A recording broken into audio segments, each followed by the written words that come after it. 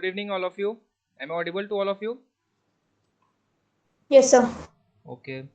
So I think now most of you have joined, and whoever will be joining later, I will be admitting them to the meeting, and we can start with the session for today's problem solving session. Let me share my screen.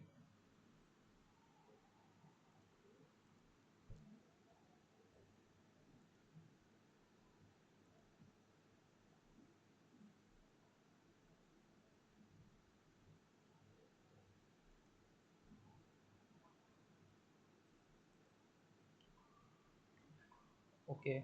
So screen is visible to all of you. Yes, sir. Okay. So uh, today is the eighth problem solving session for the NPTEL course on sustainable architecture, and I, Sudhir Kumar Gupta, will be taking your this problem solving session for today. And like previous sessions, today also we will be practicing 50 sample problem questions, 10 from each of the lecture videos of week 8.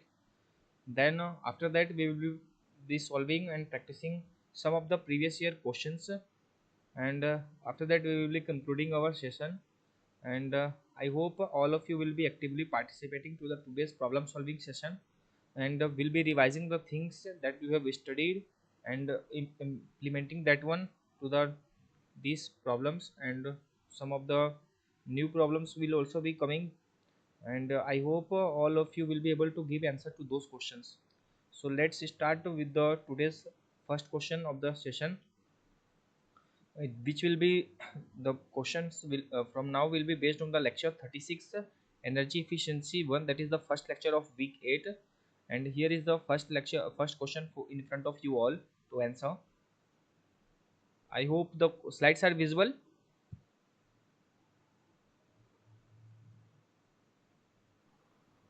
The questions are not. Okay, so question is not visible to any one of you. Now it's Visible. Okay, then try to answer to the first question of today's session from that is based on the lecture 36, energy efficiency 1, first lecture of week 8. What is the primary reason of increasing global focus on energy conservation in buildings? And this you should be able to answer as you are doing the course of sustainable architecture. So which will be the most suitable answer out of the four options? Increasing energy prices, growing energy dependency in daily life, government regulations, technological advancement in energy efficient systems.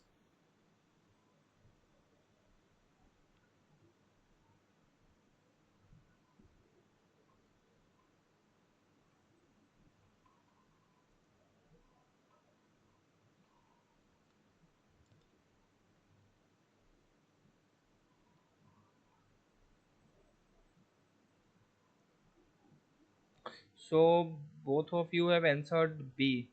So B is the right answer for this question. That is the growing. Let me admit. Okay, 8 participants till now. 9 participants. So the B option is the right answer for this question number first of today's session. That is growing dependency on energy in daily life. As we all know that the growing global focus on energy conservation is primarily due to increasing reliance on energy for all aspects of daily life, and the need to reduce the energy consumption in buildings is rising due to heavy energy demand associated with the modern lifestyles of the people. So with this the option B, the most suitable one, you can tick a mark for the primary reason for the increase in the focus on the energy consumption in buildings. So can we move to the next question, question number 2? yes, sir. Okay, so here is question number 2 for all of you. So this one also you can answer. What percentage of electricity consumption in India is attributed to the buildings and built environment? And people who are having some sort of query, they can see or refer to the slide number 4. There it was discussed what percentage of electricity was dedicated towards the building and built environment sector.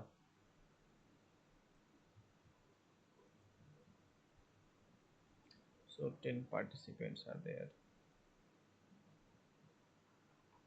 So everybody try to answer to this question number 2, because today also we will be practicing a total 60 questions.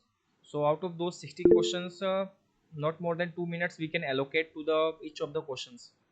So I think based on your understanding of lecture 36 or first lecture of week 8, you can answer to this question also, around what percent of the energy consumption in India is attributed to the buildings and environment. 15%, 25%, 35%, or 45%.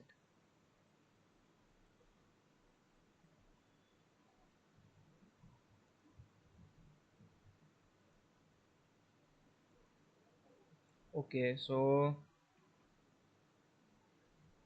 I received two answer from Elena and Sivalinga. So Elena, are you having some query? You have raised your hand. Sorry, sir. By mistake. Okay, fine. So with these you can see that 35% is the right answer for this question out of the four options. That is the total, that is the approximate value of the total energy or the total electricity in India that is consumed by the building and built environment sector for domestic commercial infrastructure sector, such as public lighting and transportation or HVAC purposes you can mention. So it is well explained in the slide number 4 of your lecture. Let's move to the question number 3 and try to answer to this question also. What percent of lifestyle cost of a building is attributed to the operation and maintenance phase?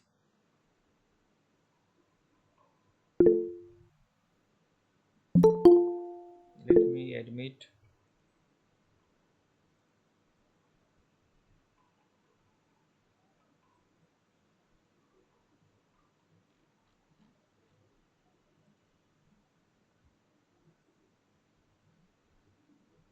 So try to give answer to this question also. Third question of the today's problem solving session.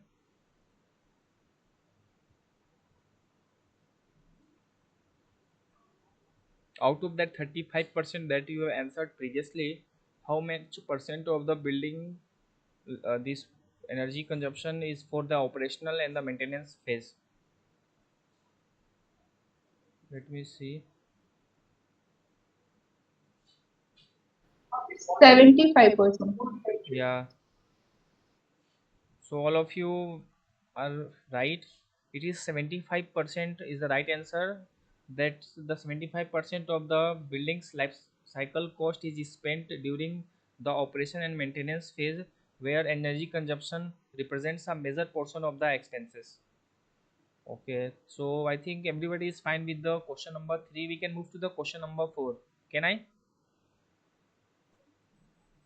Yes, sir. Okay, so here is question number 4 for all of you.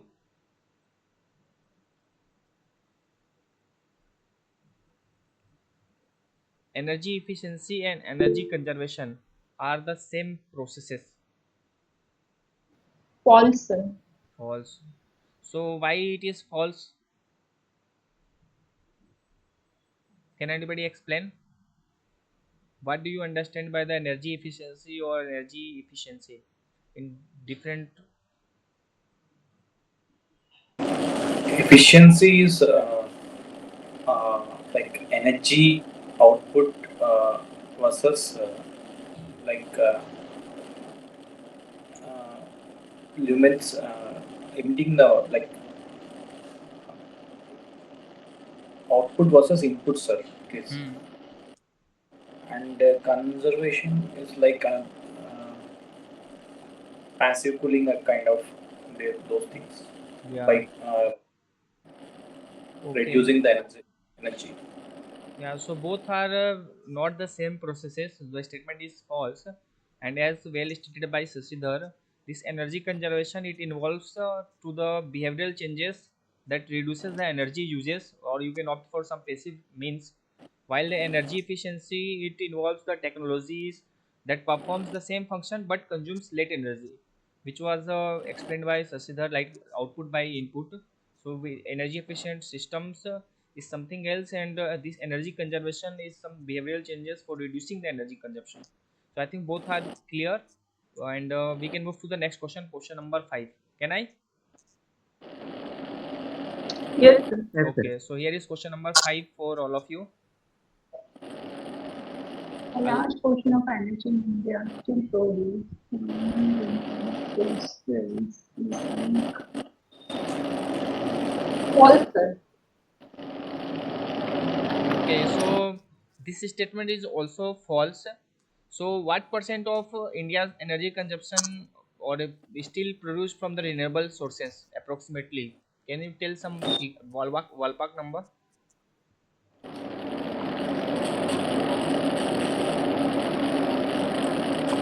20%, 15 to 20%. Yeah, it is around 25 to 30%, and around 70% of the energy consumption or energy of India is produced from the power plants. And apart from that, we are still focusing to move towards the renewable sources, but only one third or less than that we are generating from the renewable sources. So large portion of energy in India is still produced from renewable sources. This statement is wrong, so false will be the right option for this question. So let's move to the question number 6. Here is question number 6 in front of you all. Which material property is associated with the how much heat is transferred or how much heat is required to raise the temperature of a unit mass of a material?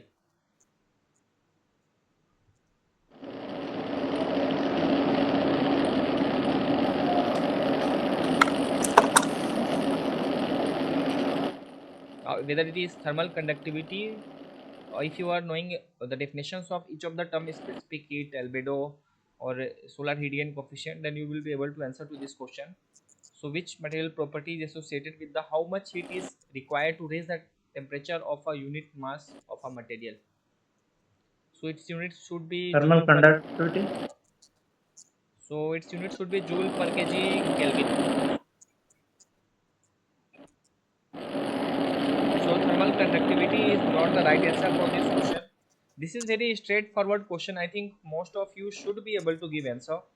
So Elena is and Sasidhar, they have given Specific option. heat, sir. Yeah, specific heat is the right answer to this question. From the definition of specific heat, you must be knowing that the amount of energy required to raise the temperature of a unit mass of a material by unit degree. That is the value of specific heat. That and in this the unit of specific heat is written in the unit of joule per kg Kelvin. So option B will be the right answer for this question. Now everybody is fine. Okay, sir. Yeah, definition of Yes, sir. definition of all the terminologies that have been mentioned here in the question number 6, they have been discussed in the slide number 14 of lecture 36. You can refer to the definition of each of them also if you need some more detail. So let's move to the question number 7. Here is question number 7 for all of you.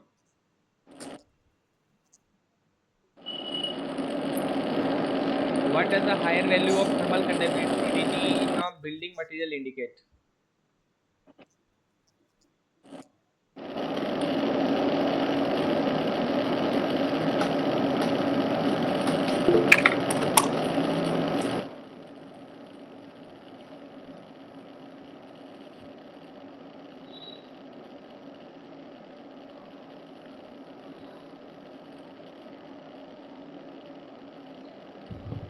So out of option A, B, C, and D, which is the most appropriate answer for this question? Faster heat transfer, sir. Okay,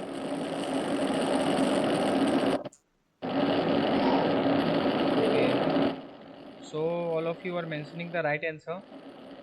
So from the definition of this thermal conductivity, you can easily know that a higher thermal conductivity means that the heat will be transferred more quickly through the material from one side to another, and materials like stone or concrete have higher thermal conductivity, allowing heat to pass through them faster. When I am talking in terms of buildings. So option C is the right answer, and all of you are absolutely right. So can we move to the question 8?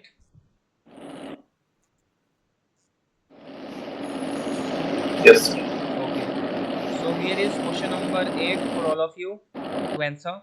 So what is albedo related to in terms of building material?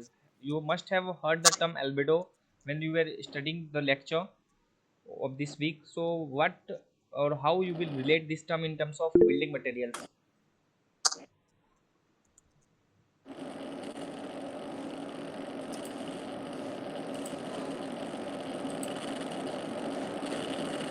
whether Solar this reflectivity. whether this albedo is related to the thermal resistance or specific heat or visible light transmittance or solar reflectivity. Out of the four options, you have to opt for the best one, and all of you have given the right answer also. So option B, solar reflectivity, is the right answer for this one. From the definition of albedo, you must be knowing that albedo refers to a surface property of a material that indicate how much of the incident solar radiation is reflected or absorbed. Higher albedo material reflect more heat, making them used in reducing heat gain in the buildings. So whenever you will be needed less energy to be incorporated inside the building on less heat gain, your preference choice is for you, so you will be choosing the higher albedo materials in that regard. So I think this is also well clear. Let's move to the question number 9, and here is question number 9 for all of you. So this is some tricky question that you must be able to answer, that specific heat and thermal conductivity are unrelated to each other.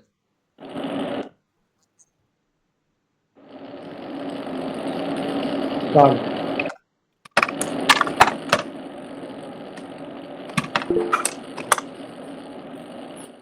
So can you relate this? Yes. So who is saying yes?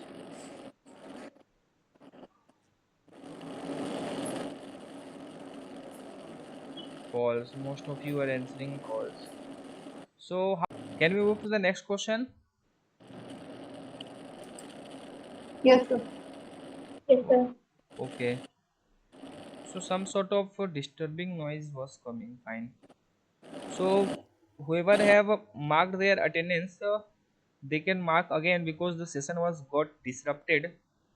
So I think here you can mark your attendance again. So at the end of the session, I will be looking into this. Whoever are present, 11. So let's move to the next question. Question number 10. This a higher solar heat gain coefficient means more heat is transferred in through indoors.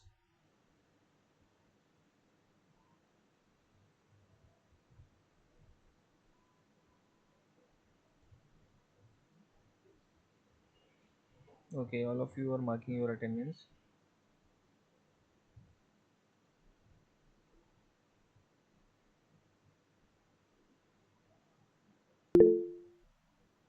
So also answer to this question, question number 10.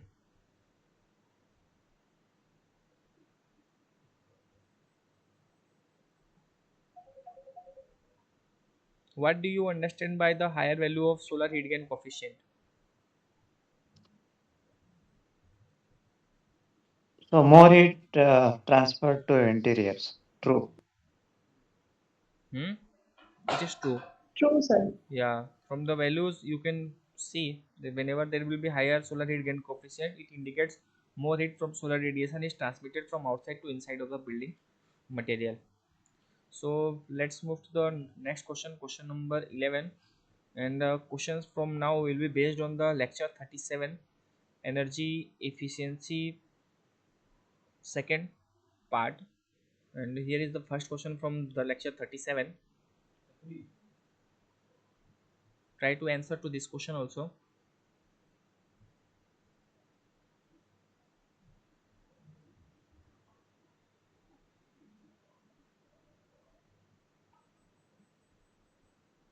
False, sir.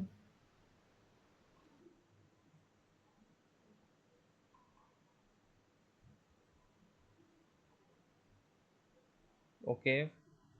So what about others? True, sir. True. So whether it will be true or false, one answer is only correct. So this will be directly based on your understanding of the API. Whenever you will be making one building, so you will be preferring a low UPI building or high EPI building. So I think Payal was saying it is false, and one of you are saying true.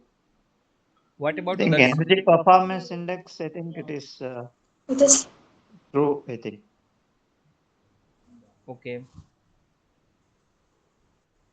So whenever you can recall, whenever we were showing the this case studies in the last lecture, so there some EPI value of each of the this building type was mentioned. So this one of the building it was showing of Noida, where it was nearly zero building or net positive building. So what was the EPI value of that? All things were shown. So with that you can relate it there. Otherwise, I can disclose the answer if everybody is have given their answers. So Elena and Sivaling, the both of them have said false, and now Sasidhar is also fine with false. So this statement is absolutely false, and whoever have answered false, they have well known the concept of EPI and how it is defined. This energy performance index. So the lower value of energy performance index, higher energy efficient. Pile is absolutely correct. So this statement which is saying the low EPI is considered to be less efficient is false. Whenever you will be constructing a building, you will be preferring a lower EPI building only, which means that it is consuming less energy annually. Or in its unit was also told to you that a building that consumes less energy per unit area is more efficient than one with higher EPI. So lower EPI is the most preferred choice of the energy efficient buildings. And you can for this you can refer to the slide number 3 of lecture 37 for those people who have some sort of query, or they were thinking to be true, they can refer to the definition of this EPI which was mentioned in the slide number 3 in between. And if everybody is fine with the answer now, then we can move to the next question. Sir, I want to tell about yes, the sir. EPI. Yeah, you can EPI add it. is, yeah, we can get EPI of the building by total energy consumed in an year divided by total built up area. So Hmm. if the lower EPI is a high energy efficient building. Kilowatt hour per meter square, how much energy is consumed per unit area. You are absolutely right. From that definition also you can relate to it. So everybody now whoever have answered true, they are fine with the answer or satisfied with the discussion that it is false. Lower EPI is considered to be less efficient. It is false. Yes, sir. So what about others who have answered it true? Sasidhar and Lina is fine. So if it is fine for all of you.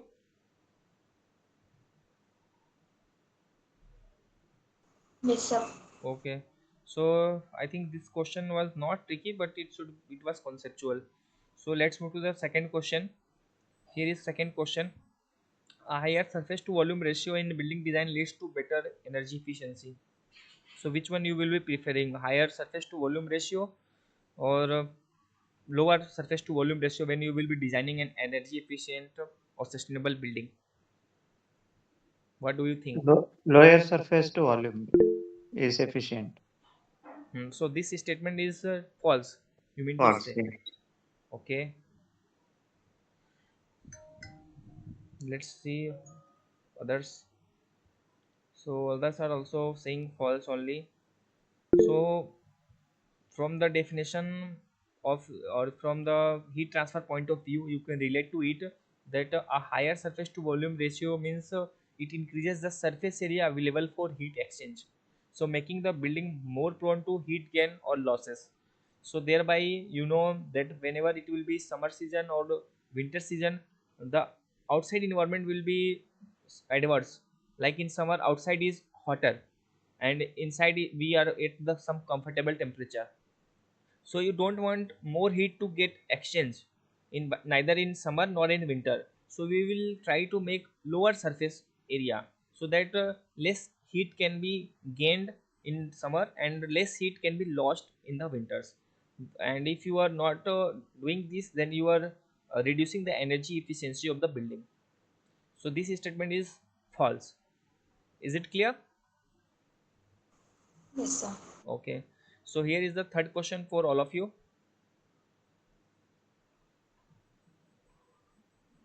Deciduous trees are preferred in composite climate as they provide shade in summer and allow solar insolation in winter, during winter. True. So this is a kind of a passive strategy that you will be. Okay, someone wants to say false.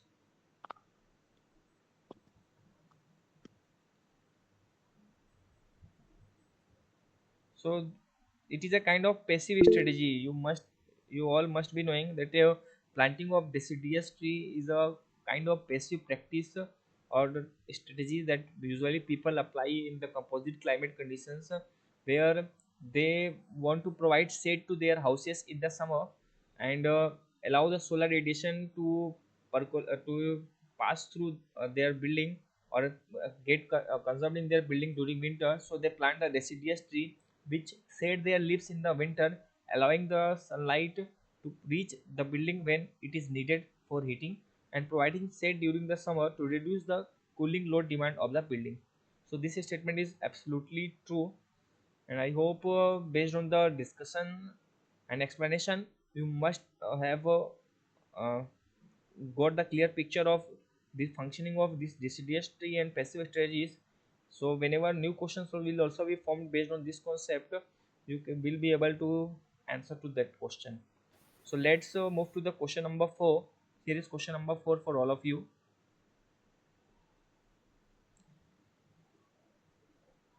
Yeah, so this one you must be able to answer since we have discussed the definition, you can say, of it earlier in question number first, I guess. What do you understand by the EPI of a building?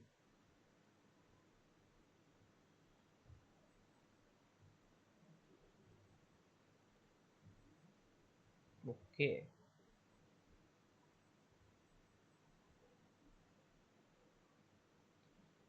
so most of you have answered A, and that is the right answer that we were discussing also. This EPI is the measure of energy consumed by a building per unit area per year. So whether you are saying per year or you are saying annual energy consumption per unit area. So option A is the right answer for this question, and all of you have given the right answer only. I think all of you have chosen the right answer. So from the previous discussion, the concept of EPI is now clear to everyone. So let's move to the next question, question number 5. Here is question number 5. Which component is not part of building envelope? Out of the four options and from the discussion or the definition of building envelope, which of the following element you will discard from the building envelope? So let me admit.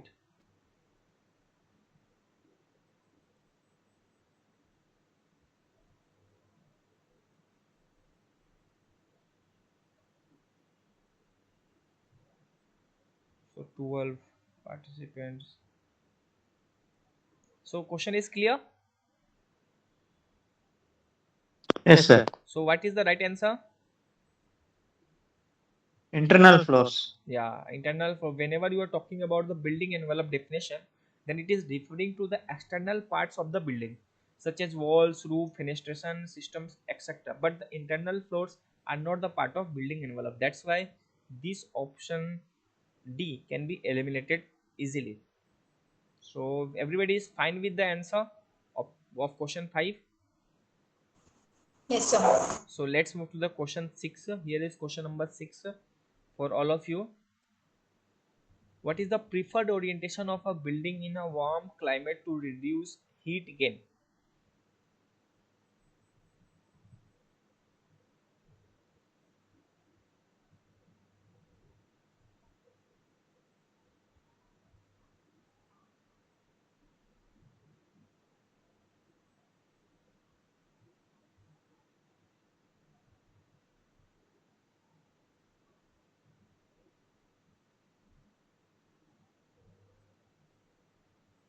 So try to answer to this question also.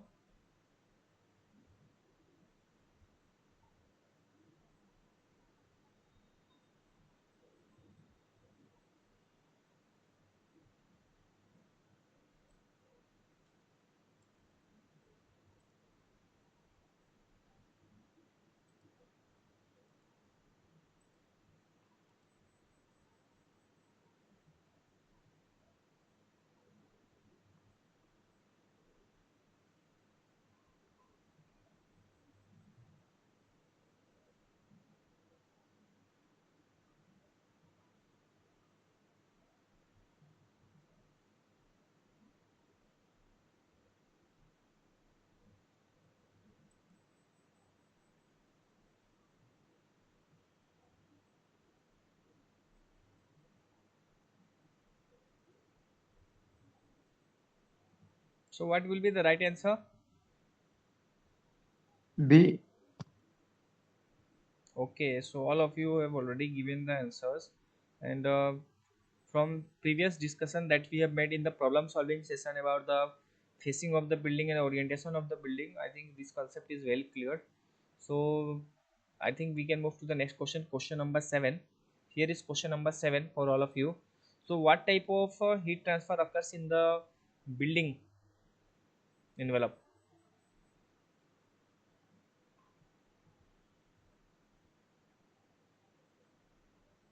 Whether it is conduction, convection, or radiation? Try to answer to this question also. C. So there is saying C. So I think all the options, out of the all the options, you have to choose which type of heat transfer you generally find in the buildings.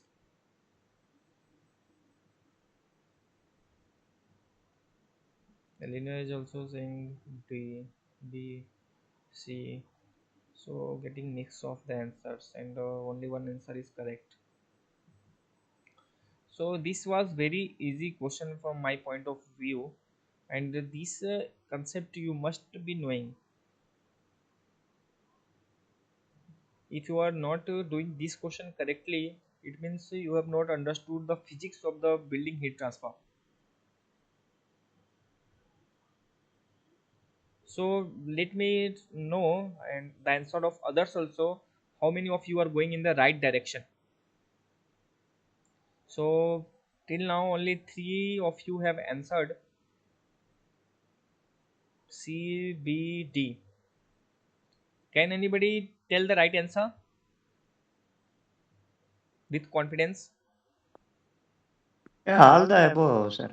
Yeah, so all the above is the right answer, and Sivaling is absolutely correct.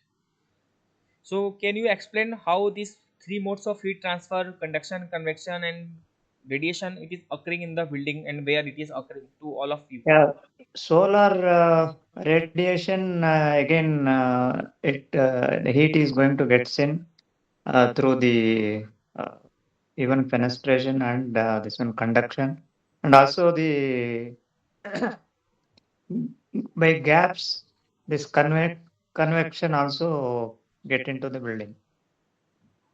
So is it clear to all of you, or you need some more explanation on that? Then I will be adding. Yes, sir. Okay. Okay. So here, whenever you will find a building, then you can see, you are just taking the example of any of the building envelope you can take. Let me take the example of wall. When I'm talking about the wall, then you can find the outside, in the wall there are two layers, inside layer and outside layer. So when you are talking about summer or winter, then for example I'm taking summer, then outside temperature will be hotter and the inside temperature will be cooler. So there will be the temperature difference between the two layers of the, or the inside or outside layer of the walls. So there will be, whenever there will be temperature difference between the walls, so there will be conduction happening due to the temperature difference. So conduction will be there. When I'm talking about the convection, then you can know that whenever there will be it is occurring inside your building only. So whenever your walls are at some temperature, and the air is present inside the room, so that air, it will be circulating inside the room. In short, it will be touching the hotter surface of the wall, and it will be taking the heat of the wall, and it will be circulating inside the room. So there is a bulk motion of the fluids inside the room that is causing the convection. And when you are talking about the radiation, so any of the object, whether we are the human beings or the walls, who are who are at a temperature above sub-zero temperature, so they are radiating some of sort of heat inside the room. As a human being, we are also radiating some sort of heat. Some appliances will be there inside the buildings. When the building envelope, they are also radiating some sort of heat. Whenever they are this radiation also don't require any medium for transfer of heat. So all the above you can experience. Is it clear? Okay, sir. Is it clear to you also, Elena, now? Yes, sir. So okay, fine, let's move to the next question. Here is next question, question number 8. In context of air conditioned buildings, what is the physical temperature typical temperature difference between indoor and outdoor during the extreme summers?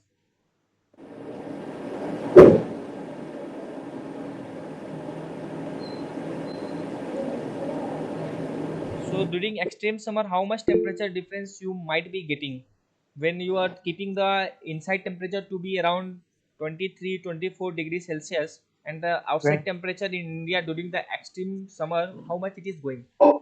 45. So if it is going 45 or 46 something, 22 is the, yeah. yeah, so 22 degrees Celsius will be the right answer.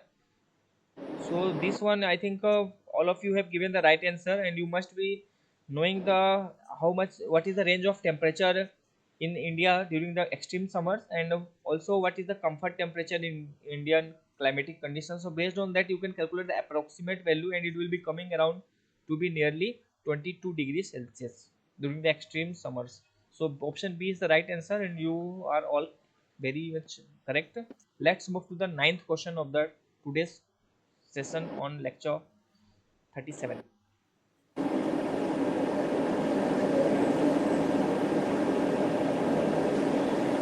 So blinds installed inside the window are more effective in blocking the heat than those of outside. This discussion was also made during the lecture, whether you will be focusing on installing inside or outside. So this will affect the overall heat transfer, and based on the location where you are, in which climatic zone you are, on that you will be doing the choice where you have to install your blinds in the windows. And in some of the questions, if you have some more query, then I can also refer to the slide number that you can refer in future, or you can go to those slides from where these questions have been picked up, or discussions that have been made during the videos. You can watch those also. So if you need some more explanation or some more discussion, then I can refer to the slide number for each of the questions. You can ask for that. So before that, let me see how many of you are able to understand this concept of blind installation in buildings and answer it correctly. So two of you have answered false.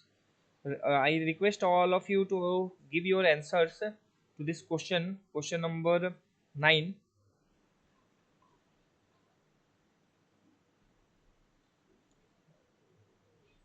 Then we can see here is question number 9. I am projecting it again.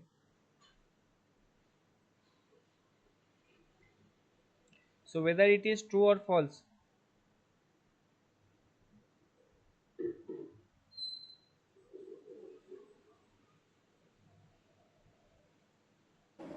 False. Yeah, it is false. Whenever you are installing outside, they are more effective for blocking the heat from the outside only, and they prevent most of the solar radiation from entering the building, unlike the internal blinds. So you are right.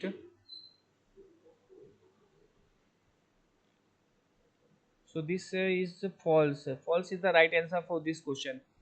So you yourself, you can imagine, just a general concept is there, that if some heat is trying to enter inside the building, if you are blocking it from the outside only, then it is better.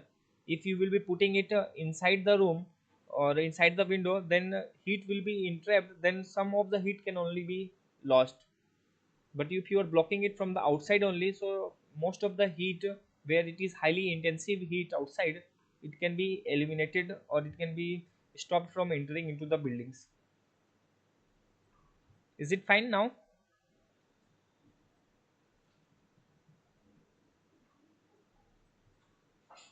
Yes, sir. Okay, so let's move to the last question of lecture 37, and this is based on the cool roof concepts. The cool roofs have high emissivity and high reflectance, which help to reduce the amount of heat absorbed by the roof. True.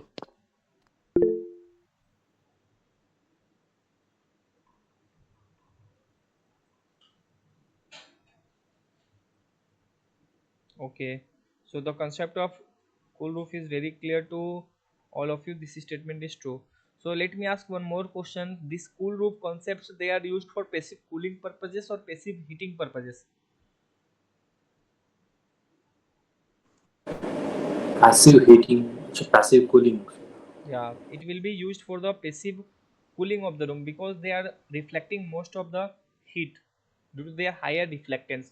So less will be absorbed, and it is also helping you to re-radiate the heat that have been absorbed. So overall, it is a passive strategy that helps in the passive cooling. Everybody is fine.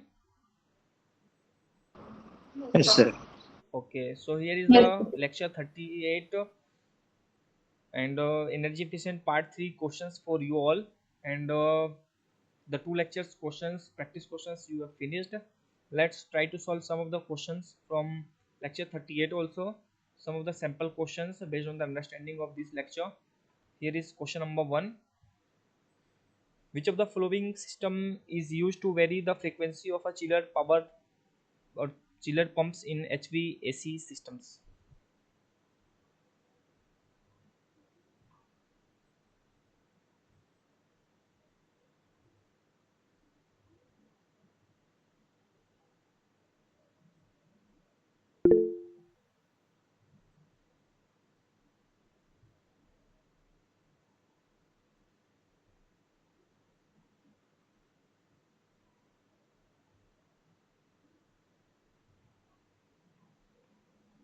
So out of these four, which of the following system you will be opting for varying the frequency?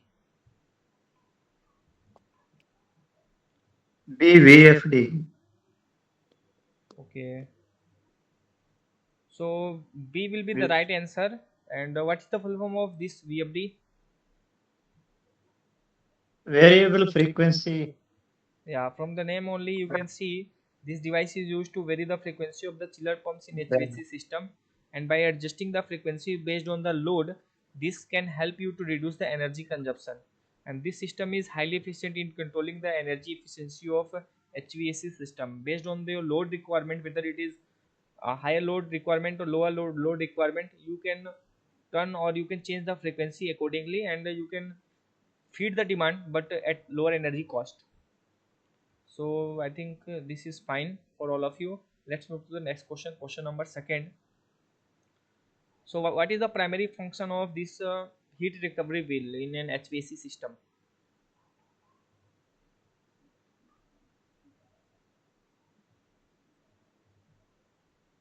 Heat recovery wheel, out of the four options, whether it is used for regulating the air volume based on occupancy, it recovers the heat or cool from return air to reduce the energy required for cooling or conditioning, or it option C, it reduces the airflow to decrease the energy consumption during low occupancy, or the last option, that is it insulates the pipe to prevent heat losses.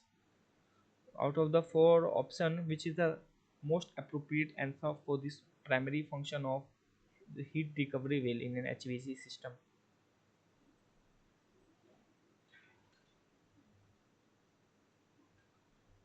Okay, so all of you have given your answers, and all of you are agreeing with option B. That is, option B is the right answer for this question. All of you are absolutely correct. A heat recovery will capture the heat or cool from return air and transfer it to the supply air. Thus, it will be reducing the need for additional energy to cool or heat the incoming air. This process is particularly useful in both heating and cooling scenario depending upon the climatic region. So, can we move to the next question? Question number 3. Yes, sir. So, here is question number 3. Which aspect of light efficiency determines how much of the energy is supplied or converted into light rather than heat? Lux levels, luminary efficiency, daylighting, or VFDs? Which aspect will be determining the light efficiency?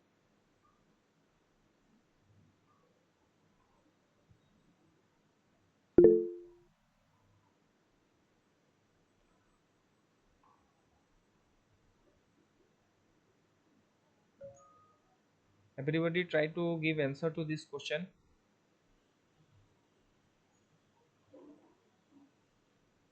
Okay, so I think the concept of this luminary efficiency is very clear to all of you. So all of you have marked the right answer. This is option D. Luminary efficiency is the right answer for this question. That is, luminary efficiency refers to the proportion of electrical energy supplied to a light source that is converted into light, as opposed to a being lost as heat. A higher luminary efficiency indicate more energy is converted to usable light and reducing waste heat and energy consumption. So higher luminary efficiency is preferred, or you can say more light or more energy conversion to light is done in that regard. So option D is the right answer. Everybody is fine with option D. Can we move to the next question? Yes, sir. So here So, is question number 4. Let's see how many of you are able to answer to this question also. Question number 4 correctly. Which type of glass offers a good balance between the visual light transmittance and solar heat gain coefficient? One chart of each of the glass material was shown where you can compare the values, and you can refer to the slide number 16 for this table of lecture 38.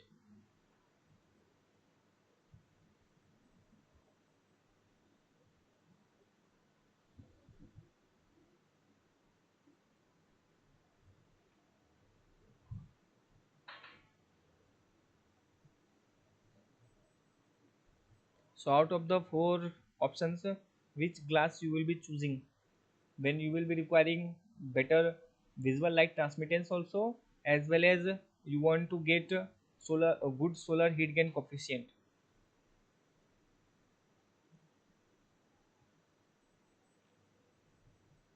See, so I think this is well clear to all of you that option C is the right answer, and all of you have chosen the right answer for this question. Spectrally selective low E. What is E refers to here in option C?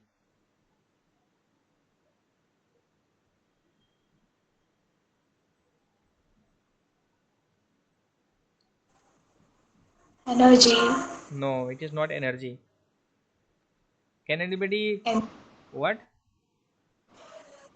emission. Yeah, low emissivity glass. So it is E refers to the emissivity, particularly with a green tint, provides a good balance between the VLT, or you can say visual light transmittance, and SHGC, solar heat gain coefficient. So option C is the right answer, and this type of glass will allow you to sufficient daylight to enter to the building while minimizing the transmission of the solar heat, also reducing the both artificial lighting and cooling needs demand. So option C will be the right answer. Let's move to the question 5. Here is question number 5, and from this, from the table that was shown to you, slide number 19, where different lightning bulbs were compared. So from that you can answer to this question whether a fluorescent CFL bulb consumes more energy than an incandescent bulb for the same lumen output. You have to keep the lumen output for both the type bulb type the same, then you have to compare which is more energy consuming. False. False. Incandescent is consuming more. Yeah. So this statement is false. From that table that is shown in the slide number 18 of lecture 38, you can see for maintaining the same level of lumen output, the fluorescent bulb will be consuming less energy than the incandescent bulb. Similar to how LED light operate and higher efficiency is there, other bulbs capacity this lumen output as well as the energy consumption was mentioned that you can differ, and some more questions can be found from that table. So everybody is fine with false option. Yes, sir. Okay, so here is the next question then for all of you. Question number 6. An airside economizer can reduce the energy consumption by using outdoor air when the Yes, temperature is sir. within the comfort range.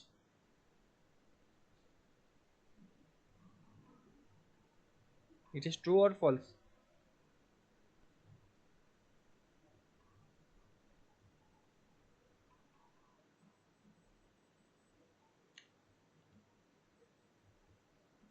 So for them who have not answered till now, I am showing the questions again.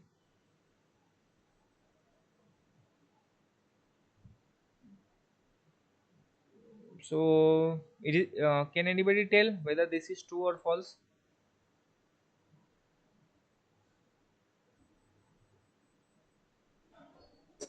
True. Yeah, this is true only. Whenever there will be airside economizer, then you So can then you please repeat the question? yeah. Here is question Not number able to 6. see the screen. That so rest of you are able to see the screen. Yes, sir. Okay, so for them who are facing Yes, some sir. sort of network issue, I'm reading the question also. An airside economizer can reduce the energy consumption by using outdoor air when the temperature is within the thermal comfort range. So this answer to this question is true, and all of you have marked it correctly only. And you must be knowing that the an airside economizer allows the outdoor air to be used for ventilation when the temperature is within a comfortable range, bypassing the need to cool or heat the air artificially, thereby helping in the or thereby contributing to the energy savings. So let's move to the question 7. Here is question number 7. This one also you can answer like previous questions. This personalized thermal control allows individuals occupants to adjust their environment for greater comfort and energy efficiency. This is true or false?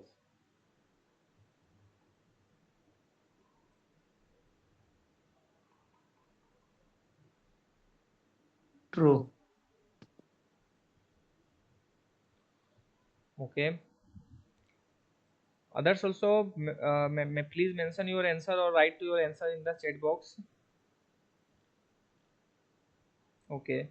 So this statement is true. All of you are correct. So let me ask, what do you understand by the personalized thermal control equipments? Can you give the example of any of the personalized thermal control equipment, or how we will be doing the personalized thermal control?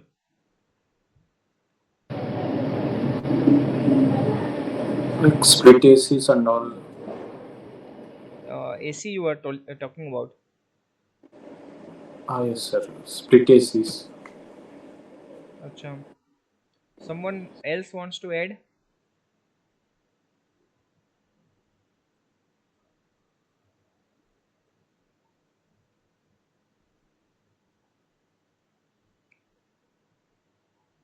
Someone else wants to add to this personalized thermal control? What do you understand by that?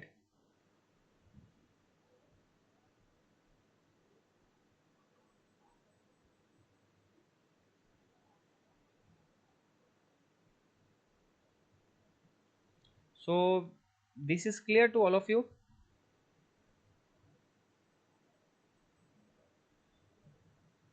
Yes, so we can adjust the temperature as per our convenience, Okay.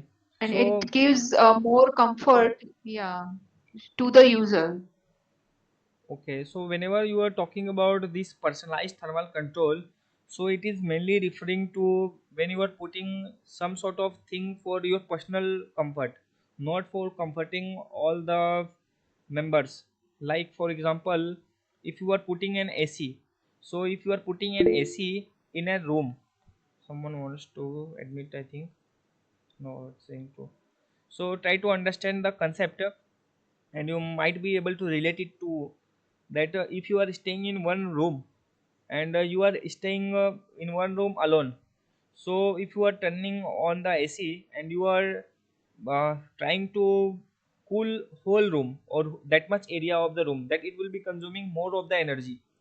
So in that regard, what these developed countries people do, instead of cooling the whole room, they try to only cool some area of the room or some space of the room where you are staying. You are not staying. For example, if you are sleeping, but you are not going the throughout area, or you are not consuming the throughout spaces. If you are maintaining the whole room at a certain temperature, then you will be requiring more energy. But instead of that, you can put some sort of personalized equipment or personalized thermal comfort equipment, or some sort of small fan or small AC or whatever, that can only uh, supply fresh air or the comfortable temperature to you only, or to the surface area where you are staying only in that room. Rest of the room, at whatever temperature it is a higher temperature or lower temperature, that is not the your matter of concern. So if you are only heating, or if you are like what you do in the this winter seasons, you take some sort of heater and you try whenever you are sleeping, you try to put nearby that, so that whenever that area of the room, whenever you are staying, that will be getting heated and you will be feeling the comfort. That will be the personal comfort for you, and it will be also resulting in the energy savings. But if you are putting one bigger heater outside your room or just in the gate, and you're trying to heat all the area of the room, that it will be consuming more energy. Are you able to relate it? Yes, sir. Yes, Okay, sir. so that was the meaning of this question. And you can also go for Google it, the personalized thermal comfort equipments. Then you will be finding many of the people, they are just putting one small fan around their head, so they are getting the fresh air and they are feeling comfort. They are not trying to heat all the spaces from it, because of course it will be more energy consuming heating such a huge place instead of just heating a small place where you are staying for most of the time. So I think this is now clear. We can move to the next question, question number 8. So, sixth question, what was the answer, sir? It's true. So for the sixth question, it was true. Yeah, it was airside economizer question, so it was true. And the correct answers also I will be uploading it with the questions. You might be also having access to those these drives, I think. Yes, sir. Yeah, there you will be getting the right answers also. And true was the right answer for the question number 6. Let's try to answer to the question number 8. So whenever you are you want some sort of discussion on the questions, then we can do those discussions and we can transfer the knowledge. What is the main advantage of using LED lights over incandescent bulbs?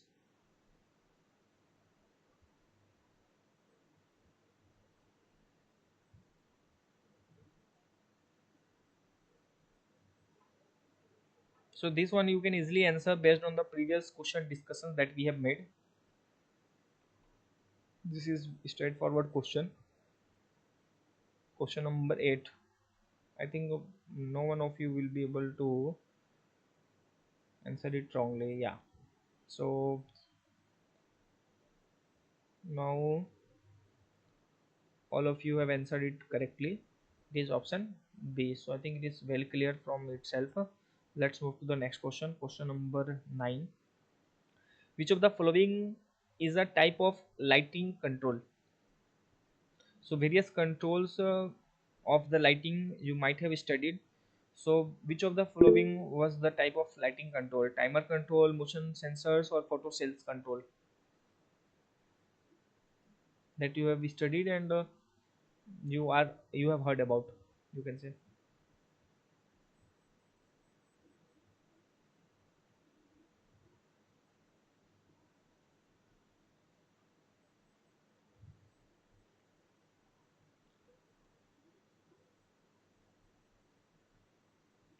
So D, B, I think it is not clear now also. So whenever you are giving the answer, try to read all the four options. So this was not that much difficult question that I am getting multiple variety of answers. It was, if I would have asked about the function, how they are functioning, then it would have been some conceptual questions. But yeah, I'm just writing which type of lighting control systems you have heard about, or which of the following are. Name also I have given. So you have to just identify whether it is able to control the lightning or not. I think D, all the above. Yeah. So BD, everybody is mentioning. Option D is the right answer. All of the above. So you can refer to the slide number 21 of your lecture 38. There you will find that there various types of lighting controls were mentioned, where this timer control, motion control, or occupancy sensor, photo cells, all were explained, and definition of each one of them was also mentioned. So all of the above is the right answer for this question number 9. Is it clear? Yes, sir. Yeah. So you can put some sort of timer where you can put this timer control in offices, where you know that timing of the occupant to work is from 9 to 6. Then after that you can put the timer control for the lighting systems. These motion sensors are generally put in the washrooms or some places uh, where there will be the motion of the people, then that light will be get switched on, or else rest of the time when there is no occupant is there, then or there is no motion around the room, then this sensors allow the lights to switch off. So all the above options you can choose for this question number 9. So let's move to the question number 10. What does the star rating appliances indicate according to the BEE, Bureau of Energy Efficiency? So they do the star rating for the appliances. So what do you understand by those ratings?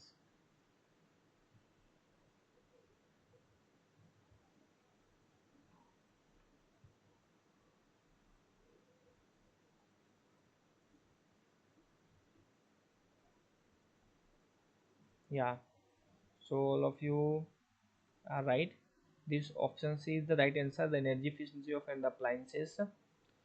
So if everybody is fine with all the 10 questions of lecture 38 that we have discussed just now, then we can move to the next phase of the today's session, that is question sample questions based on the lecture number 39, energy efficiency part 4. Can we move? Yes, sir. Okay. So here is the first question in front of you all for the from lecture number 39. So, which of the following properties are used to access the energy efficiency of a building material? We are talking about the building material,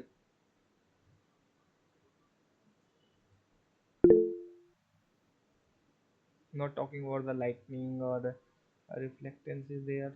Fine. So, you have to opt the most appropriate answer. Two primary properties when you are calculating the load or you are talking about the energy efficiency.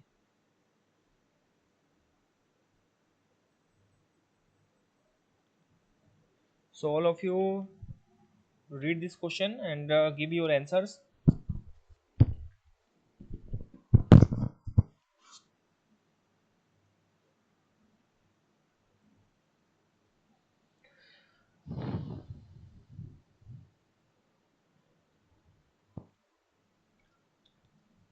So, everybody is fine with option A.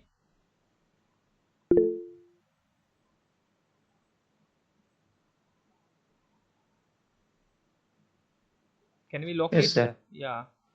So A is the right answer for that question. U value and SHGC. U value for calculating the load from each of the building envelope, that is wall, or you can say this station, roof, and also this HSGC, solar heat gain coefficient. This is also essential property for evaluating the energy efficiency of a material in building envelope. So especially in terms of heat transfer or heat gain or energy efficiency, these two properties become very dominant and they are very important. So I think it is clear. Let's move to the next question. Question number 2. Here is question number 2 from lecture 39. Which of the following components in a building envelope are considered opaque components according to ECBC?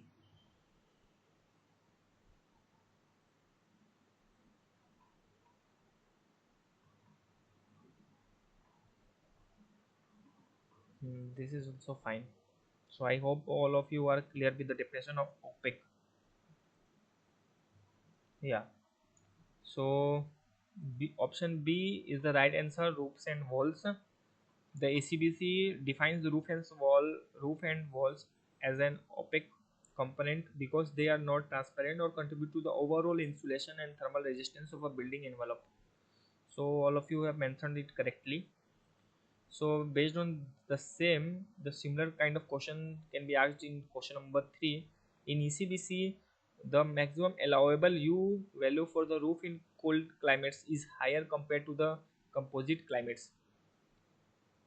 So U value, as per the compliance criteria of energy code, this ECBC, we have mentioned the U value of roof for each of the climatic zone.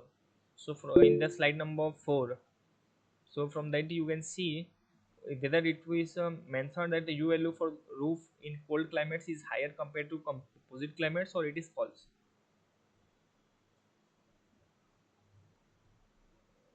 False. Yeah. So Alina is a bit confused, I think.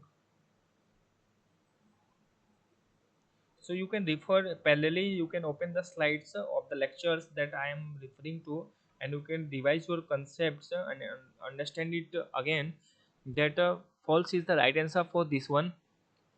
In the table, for the cold climate, the U value is required to be lower than the composite climate. And why lower U value is required?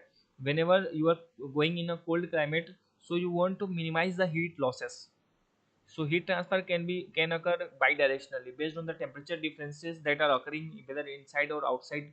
Temperature is higher, so in the colder climate, the inside temperature will be higher and outside it will be at lower temperature. So there will be higher heat loss that you don't want. That's why you will be focusing on keeping the U values to be lower in case of cold climate as compared to the composite climate conditions. Is it fine? Yes, sir, got it. Yeah. So let's move to the next question, question number 4. Increasing the thickness of insulation of a roof assembly can help you to achieve higher U value.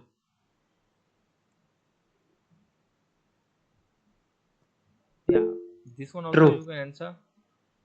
So this time, most of the answers you have answered it correctly, Sivaling. But this time, I think you misunderstood the question.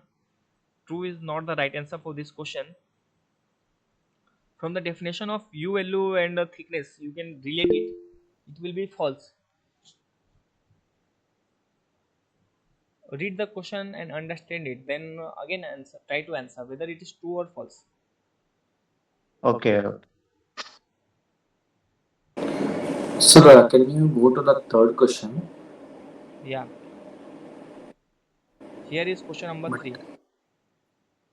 but when I'm referring this third slide of lecture 39, for cold climate, the U value is low, sir. Yeah, Uh, that was we have discussed, it should be low. okay, okay, sir. Fine. Fine, sir. Okay, so everybody is fine, then here is the question number 4. This was also creating some sort of trouble for you, but I don't think this is a very difficult question. Just based on your understanding, you can answer to this question whether this is true or false. It is not that much difficult that you cannot answer it correctly. So now it is clear. Earlier people were going towards true, but Elena was right from the beginning. Fine. So this is false. It will be lowering the U value whenever you will be increasing the thickness of insulation. Clear? Yes, sir. Yes, sir. Okay. So here is next question for all of you who have finished the previous question. The solar reflectance requirement for cool roofs with a slope more than 20 degree is lower than that of roof with slope of less than 20 degree. Explanation of this was given in the slide number 7. Whether this is true or false.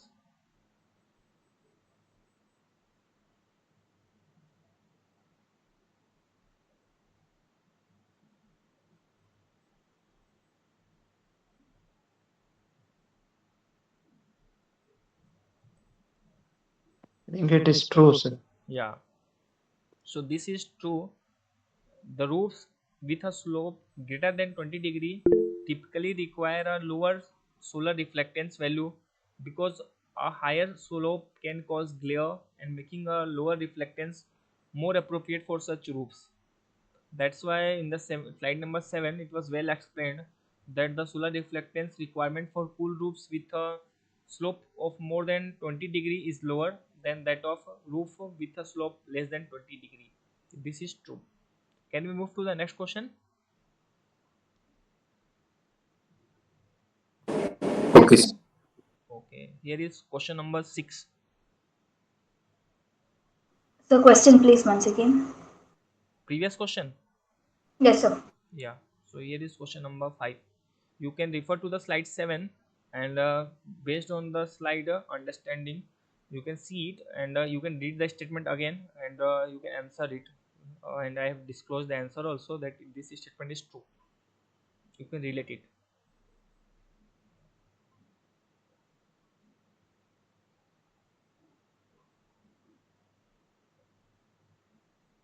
Yes, sir. Can we move to the next question? Yes, sir. Okay, thank you. So here is question number 6. What is the minimum percentage of total floor area that should remain potentially daylight for at least 90% of the daylight time in a year for compliance criteria? An answer of this is well explained in the slide number 9 of lecture 39.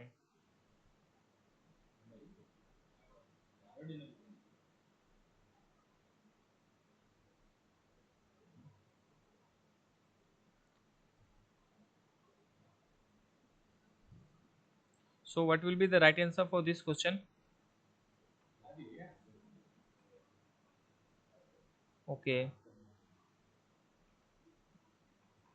so most of you are known about it. So for the compliance criteria, minimum 40%, option B is the right answer. Minimum 40% of the total floor area should be remain potentially daylight for at least 90% of the daylight time in an year. So option B, all of you have mentioned it correctly. 40% is the right answer out of the 4 options. Let's move to the question 7. Here is question 7. Which factor is not required to calculate the daylight extent factor, DEF? So when you have performed the calculation for the DEF, so you have considered some of the factors. So which of the following factors was not mentioned there out of the 4 options?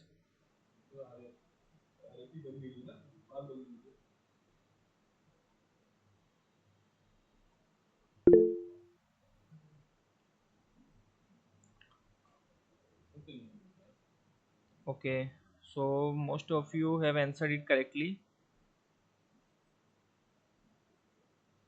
Yeah. So Option D is the right answer. That is to calculate the DEF factors. Other factors like latitude, VLT, visual light transmittance of the glazing, and the projection factor are necessary, but the number of windows does not directly can be involved as a factor into this calculation. So all of you have answered it correctly. So let's move to the next question. Question number 8. In context of the shading devices, which factor is used to account for the shading effect?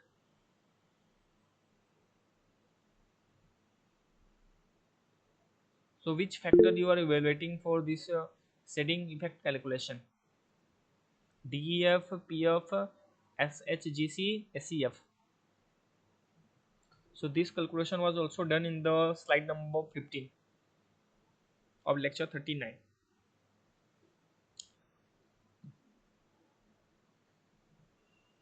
So everybody try to answer to this question, question number 8.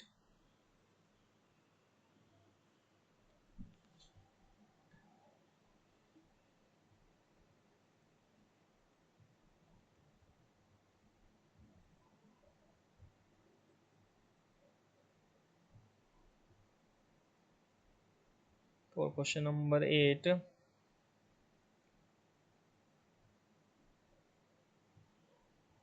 so what is the right answer for question number 8? Projection factor. No, I'm not talking which of the following factors are used. I'm talking about which factor you evaluate for calculating the shading effect.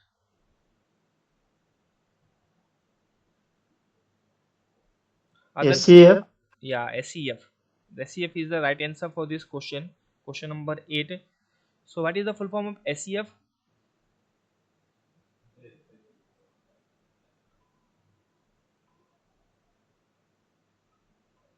Shading equivalent factor. Yeah, so it is shading. The name itself suggests it is shading equivalent factor.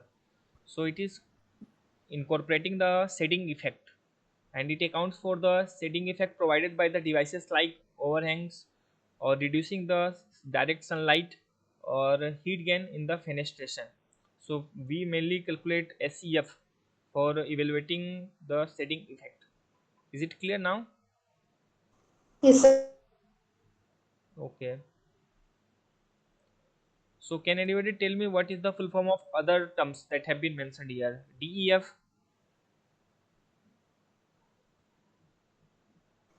Daylight Daylight factor. extent factor. Yeah, that was discussed in the previous. So it is for calculating the daylight, how much it is coming inside. What is PF?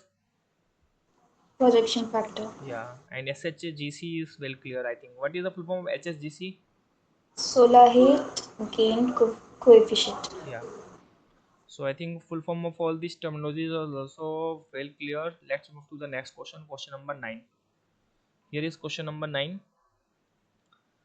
So SEF reduces the direct component of solar radiation to nearly zero, but the diffuse component of solar radiation still reaches the window.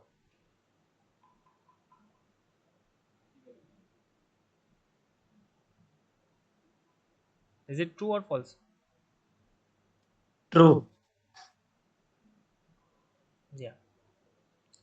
So everybody is fine with the answer? Yeah.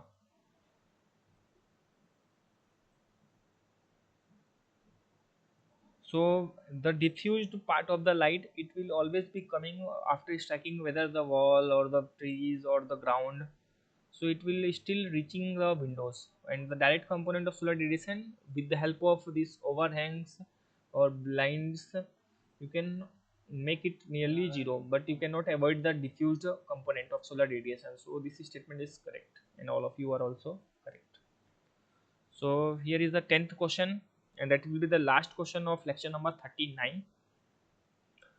The envelope trade-off method you must have studied in the lecture 39 and slide number 21. It compares the energy performance of a proposed building to that of a base building to show the compliance. This is true or false? from the definition of envelope trade-off method, you can answer to this question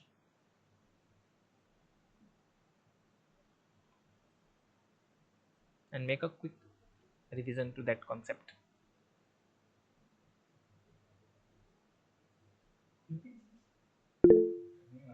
Let me see what you are mentioning. Okay, again. Okay, so this statement is true. The envelope trade-off method involves comparing the overall energy performance factor of a proposed building with a base to demonstrate the compliance with the energy efficiency standards. So this is true, and all of you have mentioned it correctly. So let's move to the last phase of this sample problems, and all this will be the from the lecture number 40, energy efficiency part 5, and here is the last 10 questions from the sample paper. Here is the first question: what does LPD stands in context of energy efficient building? What is the full form of LPD, or what does LPD refers to in energy efficient buildings? Lighting power density. Yeah. So option B is the right answer. It refers to the lightning power density, which measures the amount of power consumed for lighting per unit area to achieve a desired level of illumination. Everybody is fine with option B? Yes, sir. Okay, then let's move to the next question. Question number 2. Which compliance approach focuses on energy lightning power density for individual spaces within a building?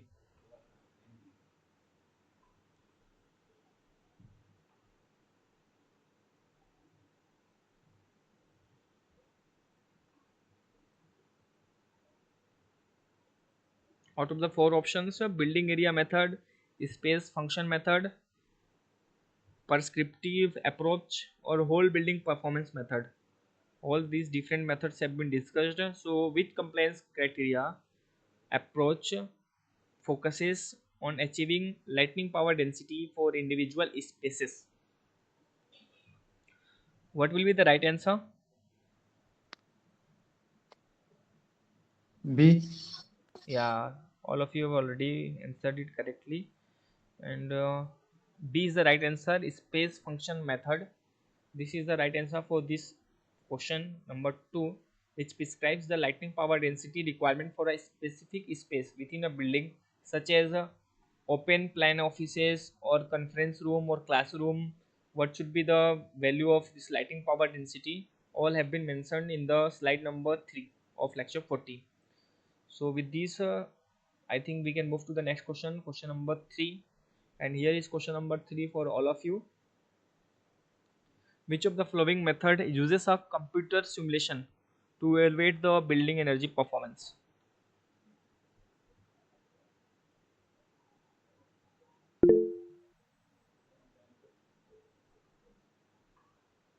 Prescriptive methods, space function method, whole building performance method, and building area method.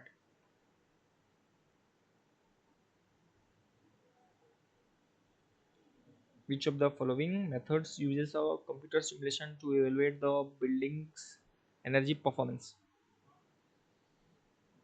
So this question should also be clear, and all of you should be able to answer. This is very straight. If you are knowing the definition and the concept of this all the 4 methods, then easily you can give the answer to this question. So again, D and C, there is bit confusion with D and C, I think. So from the definition or from the options, you can see this option C, whole building performance method. This is the right answer for this question. That, and this method only uses a computer simulation when you are doing for the each of the building element and building component together, and this can be done when you are performing a computer simulation to the input data for all the building components such as materials or HVAC systems or lighting, to calculate the overall building energy performance. So option C will be the right answer. Everybody is fine with the answer? Yes, sir. Okay. So let's move to the next question. Question number 4. What is the power limit for lighting a driveway or parking area as per the exterior lighting power compliance? So what power limit was given for a parking area?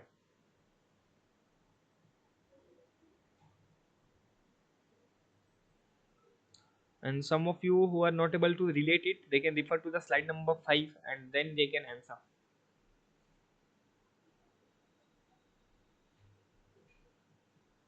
Out of these four options, 10 watt per square meter, 1.6 watts per square meter, 11.8 watts per square meter, and 5.6 watts per square meter.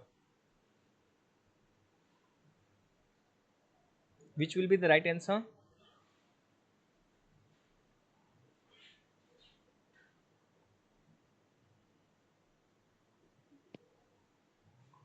1.6 watt per 1.6. kilometer. It is 1.6, and that was mentioned for the exterior lighting power compliance criteria for driving this driveway or the parking areas. So option B is the right answer for this question number 4. Can we move to the acha, can you tell me this compliance criteria of 1.6 watt per square meter, it was given as per the which standard? UCBC. Yeah, it was based on the ECBC standards. Okay, then let's move to the next question. Question number 5. The space function method applies the same lightning power density across all the areas of a building, whether this is true or false. False. Yeah, so this answer you can give from the previous question only, that the space function method assigns different LPD or lighting power density values based on the function of each specific space, whether you are reading, whether you are having office area or enclosed offices or classrooms or parking. So based on that you can allot different this lighting power density values. Fine. Let's move to the next question. Question number 6.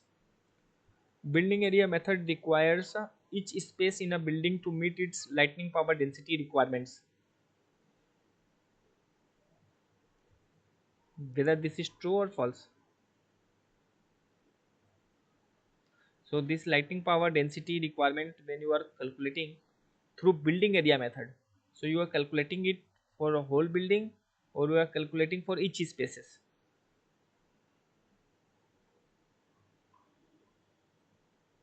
Try For to the give. whole building. Yeah. So it is saying that this method requires each spaces in a building to meet its lighting power density requirements.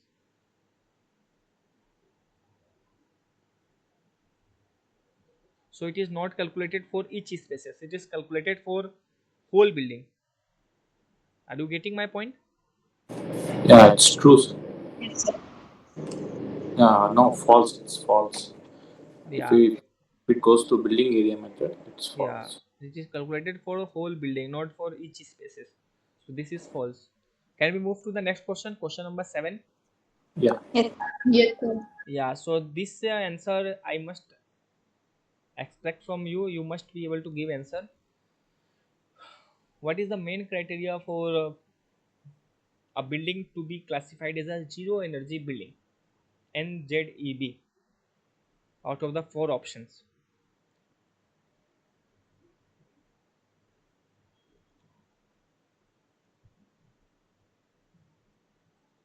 C, D. Again, I think the definition of net zero energy building is not clear. So let me wait. Let me wait for others also to answer, and see how many of you understood the concept of net zero energy building definition or criteria.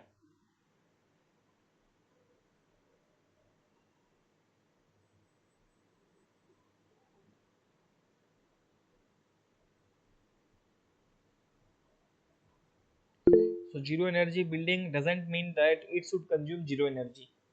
So option B you can eliminate it out, and option A that it should produce more energy than it consumes. So it will be net positive energy building, not net zero energy building. So option A also you can eliminate it out. So only two options are left, C and D. So I think now you, It is D. pardon. D one. It is D. So buildings should rely on non-renewable energy sources.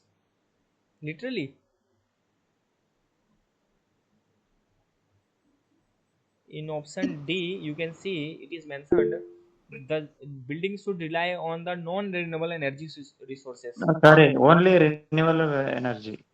Yeah. Totally. So how option D can be correct? So Yeah. option C is the Just right answer for this question.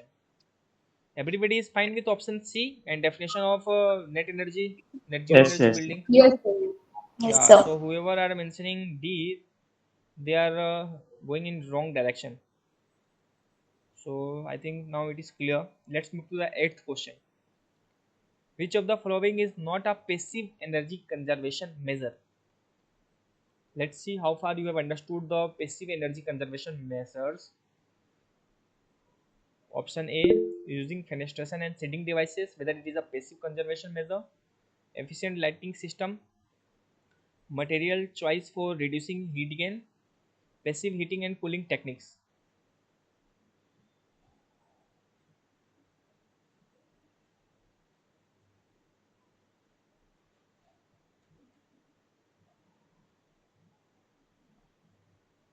And this type of question was also there in your assignment.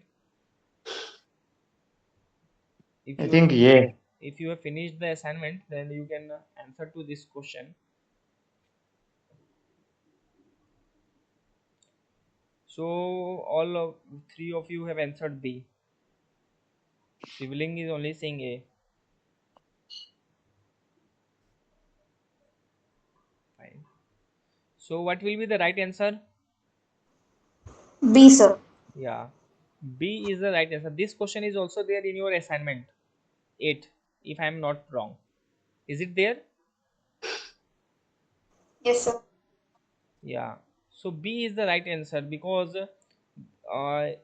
these shading devices, if you are utilizing, or this fenestration you are utilizing, then you are making the use of passive method or passive strategy.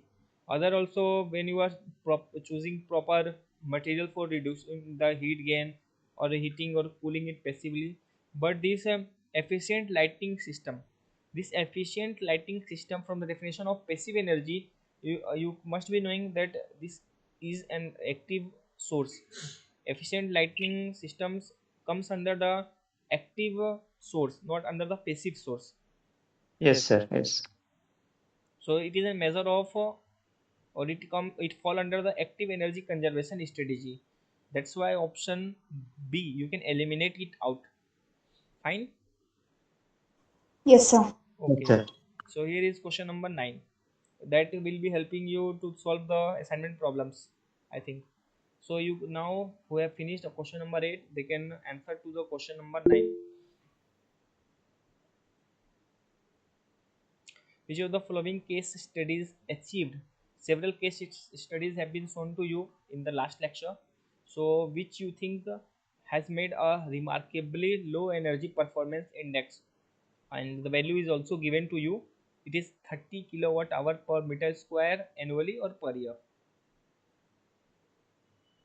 So, out of the four, Living Liberty in Ahmedabad, Indira Paryavaran Bhavan in Delhi, Akshay Urja Bhavan in Panchkula, and Eco Commercial Building in Greater Noida, which you think to be the most energy having the lowest energy performance index, or which is the most efficient one?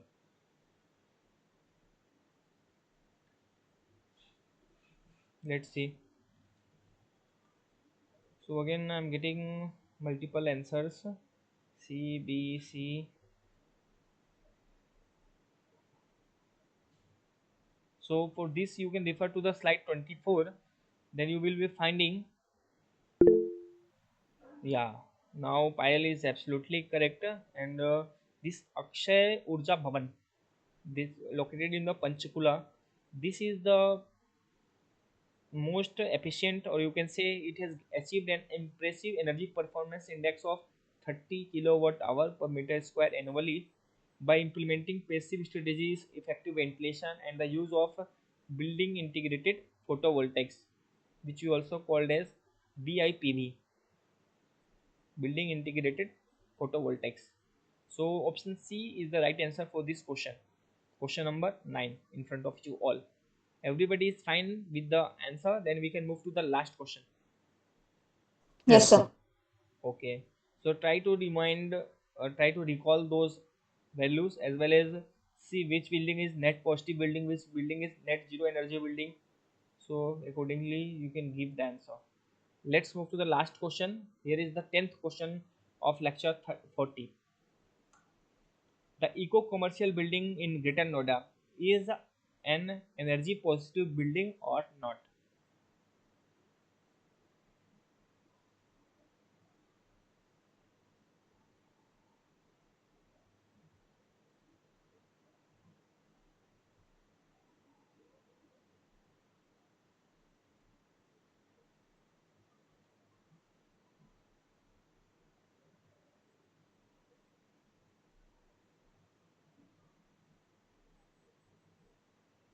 So this was also discussed in slide number 29. Let's see how many of you give the right correct answer to this question. Question number 10.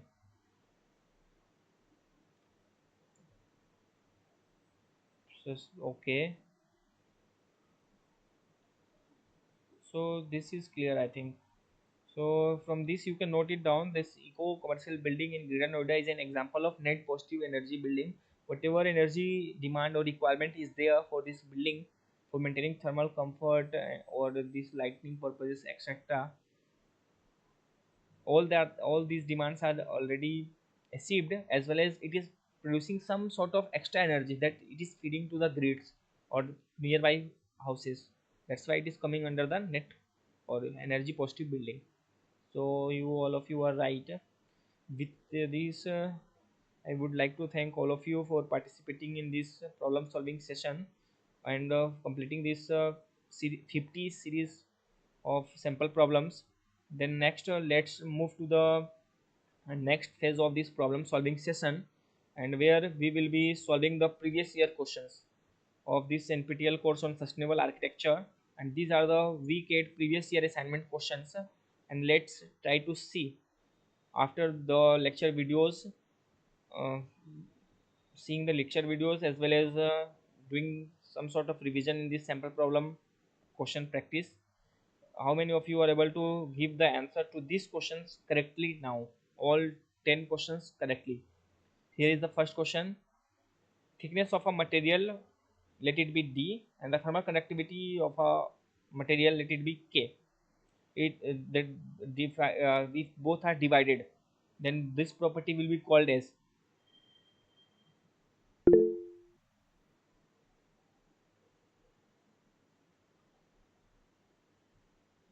let's see how many of you answer it. Read the question very well and also read the options very well and choose the most suitable option, and then I will be seeing how many of you have answered it correctly. And here is the last 10 questions from the previous year assignment that we will be finishing it. Then we will be ending the today's problem solving session.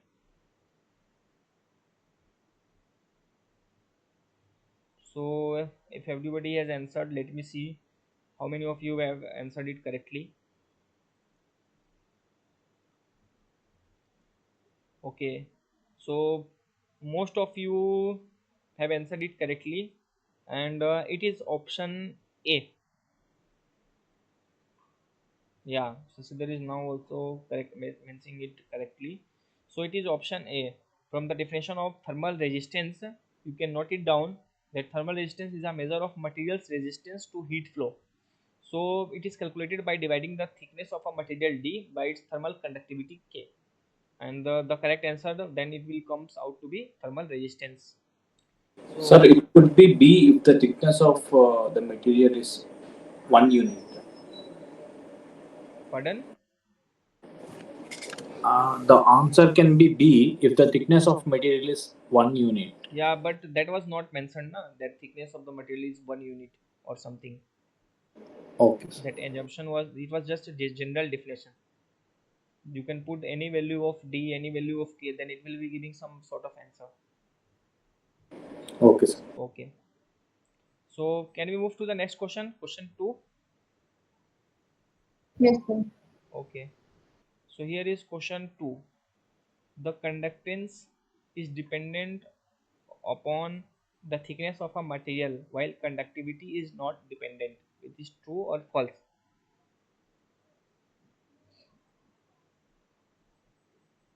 This is very good question, and this will check the concept of you regarding the both the terminologies, conductance and conductivity.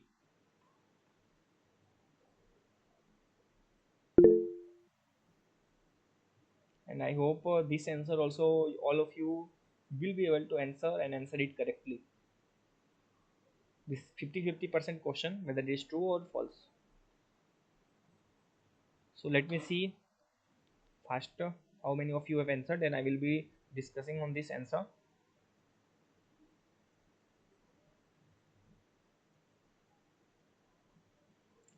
Okay, then most of you have answered it false, or all of you.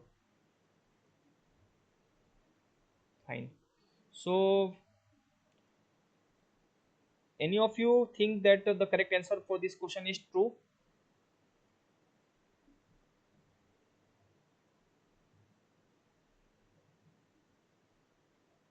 None of you.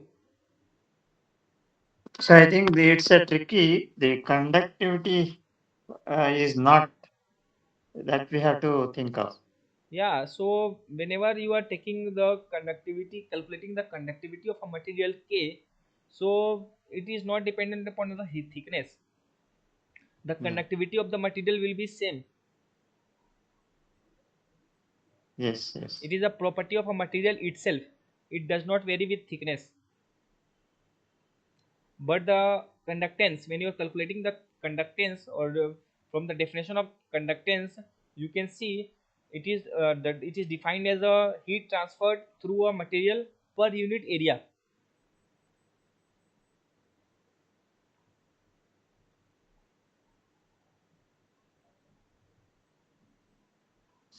So I think it's true.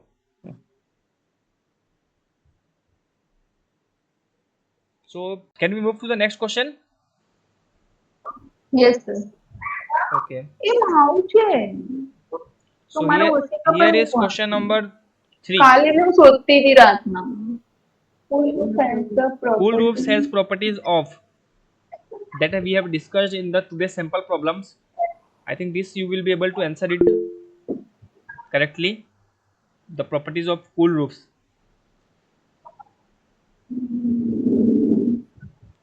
How it can be a passive cooling strategy that we have. false something. False. Cool roof has the property of high reflectance તો ના હોય low reflectance and high emissivity. So out of the High four of reflectance હોય તો પછી glare ના થાય. what let me see. A D. I think this definition is not clear again. So out of the four options you can see option A, that is high reflectance and high emissivity. This is the right answer, and most of you have answered it correctly. So in the previous questions also I have discussed that the cool roof is designed to reflect more sunlight, and it is preferred in the passive cooling strategy to reduce the heat gain. So it will be definitely having the high reflectance. So low reflectance option D, whoever is marking, they are absolutely wrong. And apart from that, I have also discussed that this substance whatever heat it has regained, it will also re-radiate it. So it will be also having high emissivity to emit the absorbed heat quickly and produce cooling effect inside the room. That's why it is a passive cooling strategy. So option A will be the right answer. Everybody is fine? Yes, sir. Yes, sir. Yeah. So here is question number 4.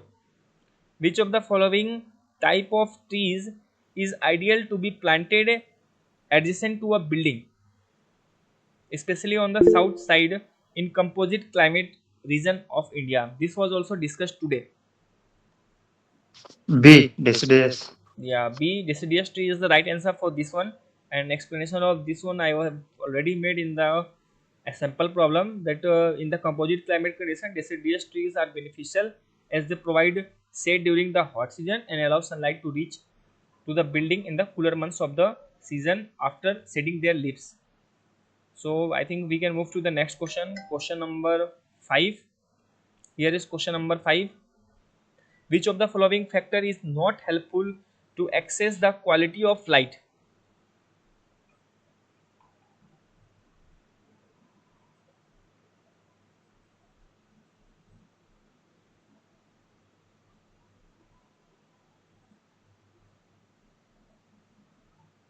Try to give answer to this question. Question number 5.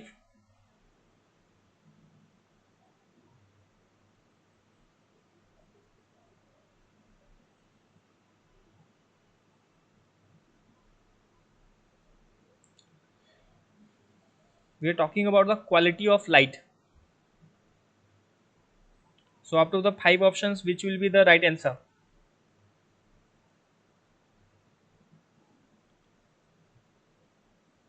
Again, I think I am getting mix of answers. So most of you are going with option B. So when we are talking about quality of light, then option C, lighting power density, it is the right answer, which is not helpful to access the quality of light. Since this lightning power density, it measures the power used by the lightning per unit area, but does not directly access the quality. From the definition of lightning power density, you can measure the power that is used by the lightning per area, but it does not directly access the quality of light, which includes factors glare, if it is higher glare or lower glare, it will show whether the quality of light is good or bad. Apart from that, this light source mix is also important, whether the it is coming direct light or it is coming indirect source of light. So direct light, if it is coming like it is coming from the sunlight, if it is coming directly to your eyes, then it will be not good for visible perspective. But if it is diffused light or indirect light, then it will be. So this also more or less showing the quality part of the light.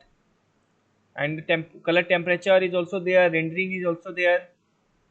So option C is not the factor that access or that help to access the quality of light. So most of you were going towards B, but I think now it is clear. C. Yes, sir. Yes, sir. Yes, Okay. sir.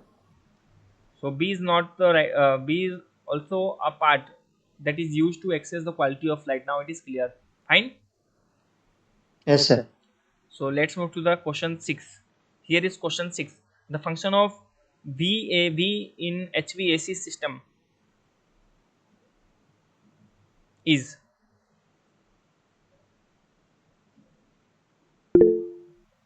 From the full form of this VAV, this answer, the question to this answer, you can give.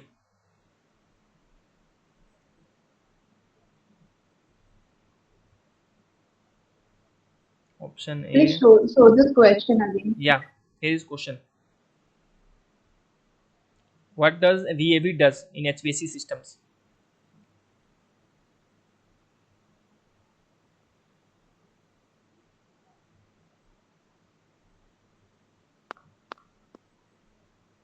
Variable airflow. Yeah. So which option is correct? A. Yeah, A. It varies the amount of air flow. Option A is the right answer. And this question was asked in previous year. So I think this is clear. Question number 6. Yes, sir. Yes.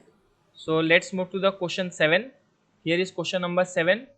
The ratio of the width of the horizontal shading devices to the height of the window is called daylight extension factor, projection factor, shading equivalent factor, or none of the above. Projection factor. Everybody is agreeing to the answer. Option B, projection factor. Yes, sir. Yeah, this projection factor is the ratio of the width of the horizontal shading device to the height of the window. and this factor will be helping you in determining the effectiveness of a shading devices in controlling the solar gain. Fine. Can we move to the next question? Question number 8. Yes, sir. Here is question number 8 for all of you. There are two types of compliance approaches for lightning power density. One is space function method and another is, Building area method. yeah. So in addition to the space function method, another the building area method. It is also used to determine the compliance with lightning power density requirements. This method calculates the allowable power consumption based on the building's area. So option B is the right answer for this question number 8. Everybody is fine with the answer? Yes, sir. Okay. Then let's move to the next question, question number 9. Here is question number 9. Lightning power allowance is equals to, how you will be calculating the LPD, so lightning power allowance, when you will be multiplying the lightning power density with which quantity? Volume, area, luminance or wattage? Area. Area. So whenever you will be multiplying the LPD with area, option B, then you will be getting the value of lightning power allowance. Everybody is agreeing? Yes. Okay, then let's move to the last question of today's problem solving session. And here is the last question for the today's problem solving session.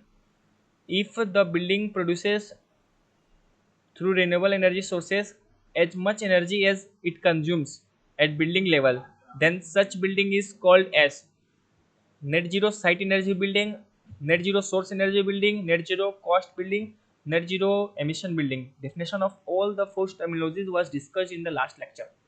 So out of that, which option you will choose? Yeah. A. What about others? A, sir. Okay. So the definition of this zero zero energy site building is clear to all of you. So option A is the right answer. Net zero site energy building generates as much energy on site through renewable energy sources as it consumes over a year, and this term focuses on the energy building's energy use versus its energy production at site level only. So all of you are correct. With this I would like to end to the today's problem solving session, and I hope we have finished it within the time frame of 2 hours. And I thank all of you for joining the today problem solving session 8, and hope we will be meeting you all in the next problem solving session on lecture of week 9 on next Tuesday from the same timing 6 p.m. to 8 p.m. Thank you. Thank you, Thank sir. you. Thank you, sir.